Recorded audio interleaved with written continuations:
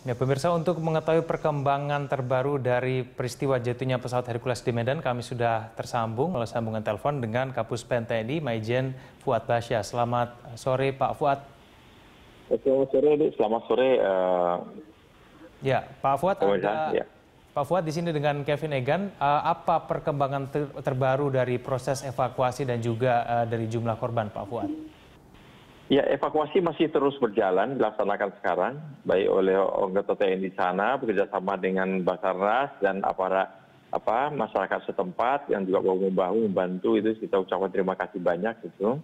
Kemudian dari korban yang di ini, informasi terakhir kita ada sekitar 25-an korban yang sudah ditemukan ya. Cuman kita belum tahu korbannya apakah semuanya tentara atau mungkin ada orang sipilnya juga, karena mengingat itu jatuhnya juga di pemukiman. Ini sedang diinvestigasi nanti oleh tim yang ada di rumah sakit nanti. Sekarang mereka masih mengevakuasi semua yang ditemukan, dievakuasi gitu ya.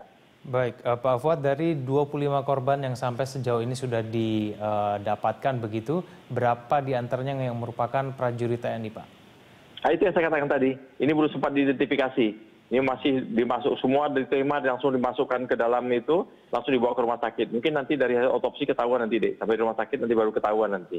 Baik, Pak Fuad, kami konfirmasi sekali lagi Pak, karena berita kami ingin menegaskan kembali apakah betul jumlah dari prajurit TNI yang berada di pesawat Hercules itu berjumlah 12 orang, Pak?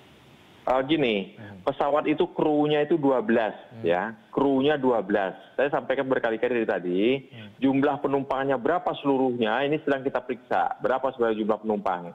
Karena kru pesawat itu kan membawa barang-barang TNI juga, pasti ada anggota TNI juga yang mengawal ke sana, apakah darat, laut, maupun udara. Kemudian pesawat ini kan selalu digunakan untuk menuju satu daerah dalam rangka membawa logistik. Nah, biasanya dalam penerbangan itu ada aja anggota TNI yang ikut di pesawat itu dengan prosedur yang dengan pendaftaran resmi gitu, dengan jumlah yang sudah ketahui. Nah, ini yang kita belum tahu deh, berapa sebenarnya jumlah seluruhnya ini.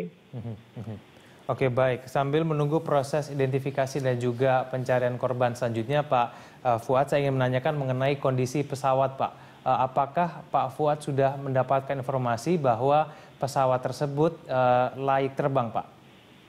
Begini, seluruh pesawat Hercules yang dikatakan yang sedang dipakai itu semuanya layak terbang.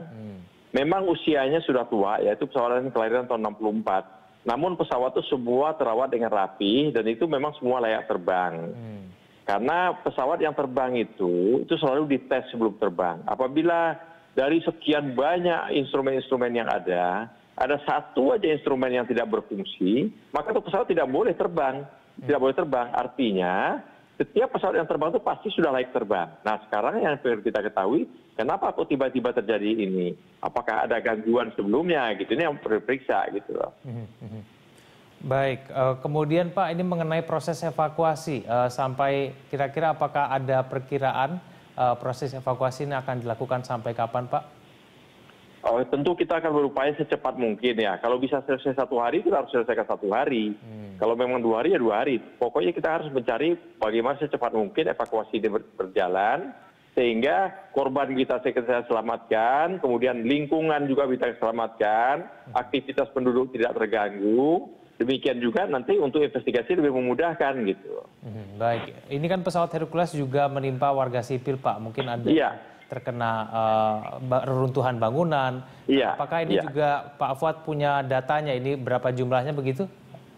Saya belum tahu jumlah yang persis, cuma saya dengar tadi informasi ada yang mengatakan 4, ada yang mengatakan 5. Tapi berapapun lah itu yang kena, itu adalah suatu musibah, kita turut berduka cita ya. Kita turut belasungkawa terhadap kejadian ini. Demikian juga terhadap korban-korban yang tiba-tiba ketimpa itu.